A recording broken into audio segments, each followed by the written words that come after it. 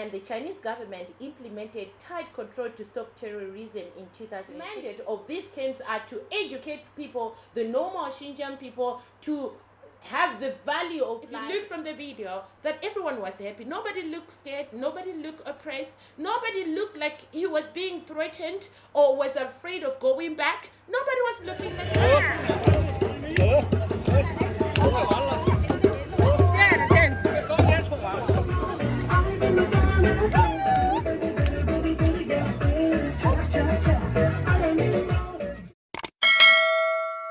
Hi guys, welcome back to my channel. If it's your first time on this channel, honey, don't forget to subscribe to my channel. I've been seeing an outpouring support for my channel from new subscribers, new people who are just watching but unsubscribed. So let's make a change today by subscribing to the channel as we go in depth in this video. First of all, I want to thank you for your support, your comments. I read each and every one of your comments in the video that I recently released about the Xinjiang dance in the park. Little did I know that that video was gonna get so much attention. It also brought so many questions to me that I realized that I have a lot to learn. I need to understand more about the Xinjiang province. You know, I've been living in China for a little over 10 years, and to say the least, I don't have so much information about the Xinjiang, apart from knowing that they are happy people, they love to travel, they love to dance in the park. So last week when I went in the park, like I always do every weekend or every Friday evening, I take a walk in the park. I also take my son there for his football club. So I happened to bump in this group, a group of amazing dancers in the park. And me liking the vibe, I end up joining and dancing to the music, which just flowed naturally. And I was impressed with how they were welcoming and how they welcomed me in their dances and how they all wanted to dance with me and also teach me some moves. So little did I know that the video was going to get so much attention, and I had so many unanswered questions. So that put me into like a mode whereby I had to go in, research more about the Xinjiang province. So today in this video, I'm just going to be replying to some comments that were put under the video. So I'm going to read and answer with some of my own researches about this region, really, Xinjiang province. And as I've said to the girl, it's a trip that I've already put on my calendar, and I look really forward to going to Xinjiang province and experience the real Xinjiang people cultures in Xinjiang. You know, maybe what I saw is not everything. So I am so inquisitive. I am going to take my time, go to the province, find out more about the province. So without further ado, guys, let me just give you a brief introduction about the Xinjiang Uyghur Autonomous Region, commonly known as Xinjiang or Xin for short, is an autonomous region of the People's Republic of China, the largest provincial level administrative region in China and the 8th largest administrative division in the world. That explains how big it is and all the controversy. I think to be in China or to actually experience and have more knowledge about Xinjiang, the best way is to go there and experience it, so I can have a lot to say about this province, really. So there were some comments that really touched me, and I mandated myself to go in and do further research on that. So I'm gonna read some comments here. Let's get to read and listen together, and then I'll be giving my response on that, my findings on my researches. Of course, the first comment, I like this one. People of Xinjiang live a happy life. I don't know why the Western media want to verify Xinjiang or vilify Xinjiang. I suggest you go to Karame in Xinjiang to have a look. It is very good oil city. Okay, for me, like I said, my first impression when I approached the group that I met in Weihai dancing, my first impression was, wow, these people are different with the locals here. These people look happy. These people danced so well. So to me, their vibe just sank with my vibe, because that's the kind of lifestyle I love. That's the kind of things that I love. So it was so easy for me to mingle with them and join them in the dances. As you can see, I was smiling, and by the time I went home, My face was a little bit sore from smiling and just laughing with the Xinjiang people in the park like that. So that was my first impression when I saw them. I don't know the other takes me to the next comment that I have here. The complexity of the region's history, as well as the Turkish people of Central Asia, the Russian Far East, and Western China, should be best studied in depth. Yes, like I said, this actually made me think twice about planning my trip to Xinjiang. I was planning to push it to next year, but I think I may be going to Xinjiang soon, because I feel like there's a lot to learn from this culture. There's a lot to learn from the Xinjiang people. So I have decided to go sooner than later. I will update you, y'all, so you will know. I will go with you all the way, all the steps, planning, getting there, and mingling with the locals. You will be in the know. I won't leave you behind. Chinese senior, very happy citizen, dancing at all the time. I heard their retirement age is 50 or 55 for females and 50 or to 60 for males. Plenty of time to enjoy life and taking trips. Yeah, that's really true. Actually, the retirement age is like between 50 and 55 for females, of course, but some may extend that if they still feel fit to go to work. But anyway, the government stipulated age of retirement is between 50 and 55 for females and 55 and 60 for males, which give them ample time to enjoy their lives, to enjoy trips, to just have free time. And you find that in China, people age so well, because even though they retired, it doesn't mean they have to just stay at home, watch TV, and eat. They still continue to be so healthy, taking part in these healthy activities. Like you have noticed, every time I go to the park, there is an activity going on. You can see these are the retirees dancing, exercising freely and happily in the park. This is something that is very common in China, living a happy, fulfilled life.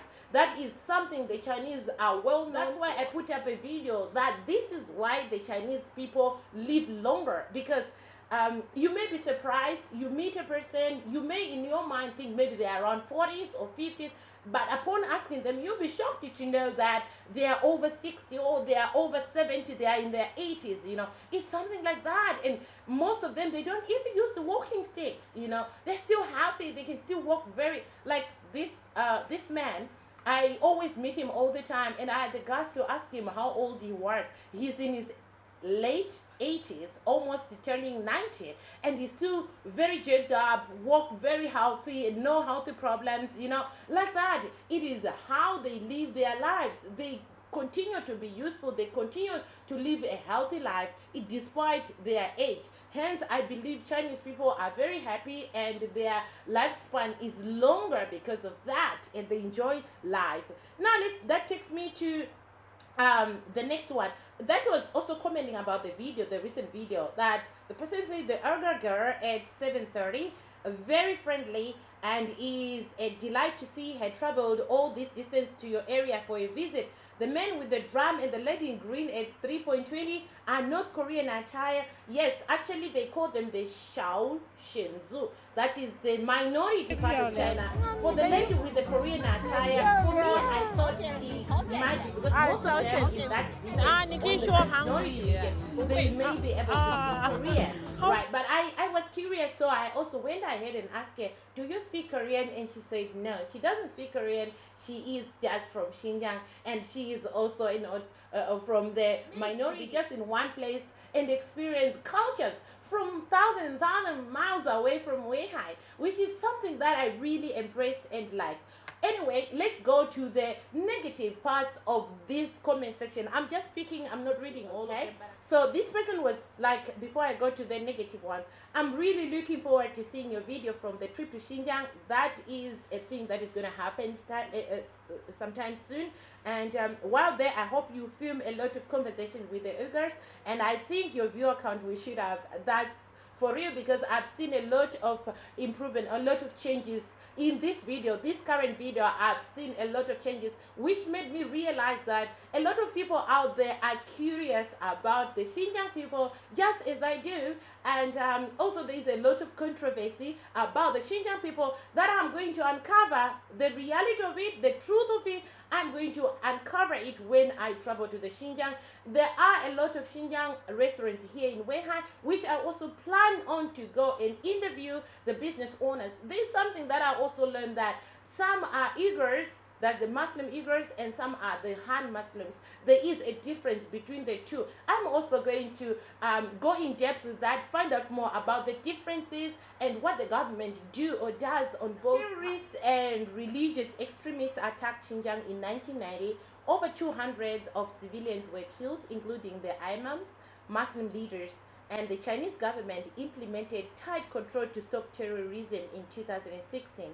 In 1990, the population of Xinjiang was 15.1 million people, and the GDP per capita was 152.83 US dollars in 2020, and the population grew 65% to 25 million people, and the GDP per capita grew 69 times to 10,550.46 US dollars, which is amazing when people talk about the so-called re-education camps, which is something that I will give you a read for you so we can all both understand this.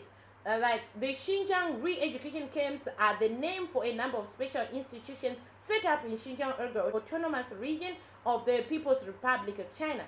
The government of the People's Republic of China calls these institutions vocational skill education and training centers, or education training centers for short. People in Xinjiang refer to it as transformation centers, right? And study class. The mainland Chinese media sometimes refer it to the de-radicalizations center training class or education transformation training centers. However, media and organizations outside of China mainland often refer to it as concentration camps or detention camps, which is not a difference in meaning of what I understand in this. China, after the terrorism attack, China wanted to implement and educate people and also re-educate them on other things that can improve their livelihoods. Hence, you realize that the GDP showed up, people started to live a happy life, have work, have like a worthwhile education that can help improve their livelihoods. You know, whereas the Western media now comes with a different explanation to these education institutes. You know, they take them as concentration camps, as if they are very in a negative way, as in they are very bad, they are used to control, they are used to punish and stuff like that. But I don't think that is the meaning of China in all through this. The mandate of these camps are to educate people, the normal Xinjiang people, to have the value of life, have to earn ways to earn money, to educate themselves, and not be lured into this terrorism and stuff like that, which I find really amazing for China doing this to improve the lives of Uyghurs in Xinjiang province. I see no problem with that at all. And it goes on to say, second, there is no so-called system sexual abuse, which is also being said, and I also saw a comment in that sexual abuse and mistreatment against women. The Western media has been pointing out that okay, the Chinese government put up these concentration camps to mistreat women or mistreat the Uyghurs in China, and China is a country with a rule of law, and we all know that, and most people follow the rule. China implement rules in everything and the people follow it. But however, the Western media will twist it and make China look like a monster, like, you know, inhuman kind of, but which is untrue. That is all untrue. And I feel like China has respecting and protecting human rights in a basic principle of the constitution is China's mandate, and it's embodied in a legal system and the government's work. Since the founding of the PRC, they have achieved an unprecedented progress, you know, unprecedented progress in women's liberation and development in China. We all know that. If you search on that, women of all ethnic groups enjoy political rights. They also enjoy political rights relating to culture and education, rights to labor, rights to social security, rights to relating to property, rights to person, and rights to relating to marriage and family. Everyone has equal rights in terms of that. So the rule here, or the law here, doesn't only favor a certain kind of or type of group. It favors all since its founding. So whatever happens in the past, I don't think we should bring the past to the present, because China is moving forward. Yet the Western media will go and dwell in the past, and try to bring the past so that they think they can bring China down because of that, which I feel is all misinformation by looking at the Western media. And it's also surprising that most of the people that were commenting in the videos, they still have that mindset, because I don't blame them, because most of these, they are getting all these ideas from what the Western media reports, and they take it and also go in support with that. I will be going to Xinjiang, and like I promised you, I'll make sure I will uncover and show the truth about this. And already I've made friends and collected information for people that I can meet. The people I met in the park, we exchanged some WeChat contacts, and I think I'm gonna get so much help to have access to these places, and I'll show you guys all that you may not see. But anyway, my perception about the Xinjiang people will not change, because my first impression was that, y'all, I felt so excited, I felt so happy meeting them. And I also realized that it was not like their first stop was Weihai and ended here. They were just traveling around China, traveling around the eastern part where Weihai is in Shandong, and they dance and spread love. And I think if they are oppressed to that extent that the media reports about, I don't think they will have the freedom to even travel out of the Xinjiang province to come and dance freely in the parks without being chased by the police. I didn't see any policemen in the park, really. I didn't see anyone trying to stop them. But what I see, even the locals in Weihai, they were watching with amazement. They were so happy seeing these dances, because it was so colorful and it brings so much joy to everyone who was around. I think you can agree with me that if you look from the video, that everyone was happy. Nobody looked scared. Nobody looked oppressed. Nobody looked like he was being threatened or was afraid of going back. Nobody was looking like that. So I really look forward to go back, or to go to Xinjiang this coming holidays and show you the real Xinjiang, guys. I can't wait to be there to uncover all these lies I'm hearing about the Xinjiang region and the Xinjiang people. So if you watched to this end, thank you for your stay. Thank you for your support and subscribing to my channel. And also thank you for sharing this. I really appreciate you. Thank you, and see you in the next video. Goodbye.